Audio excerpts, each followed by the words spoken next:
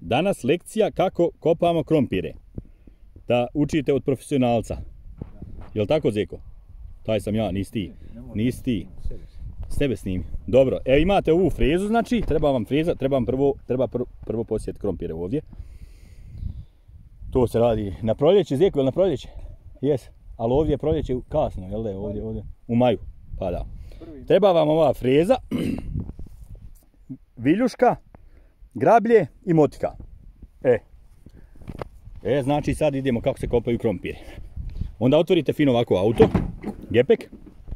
Pusti, gledaj, cijela zona pustila vani, Boga. Nema veze. Znači treba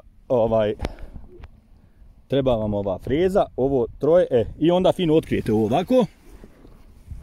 Evo, i krompir iskopani. Evo ga, i samo ju utovarite u auto. Ona snimi one male dilari, i pošalji, pogledaj kako te škara, gledaj, baj. Kavi. Dođi! Kuće sad, Zeko, tamo. Kava moja, treba... Da neće na glasanje. Oni trebaju ustalu. Što se prepodoše jedno drugo? Kava jedna, kava. Poći kava. Stani, Zeko, za nacionalnu geografiju snimam. Gdje objasni nešto sad, šta se dešava tamo? Jesu li se prepoznali? Kako ne može blizu? Zeko, za pogrešnu si stranku glasao. Trebao si glasati za ove što sam ja glasao, pa bi imao i ti ovaki telefon. Pogledaj, oni iz dole, Boga ti. Pa gdje je pustila, čuj da i paša.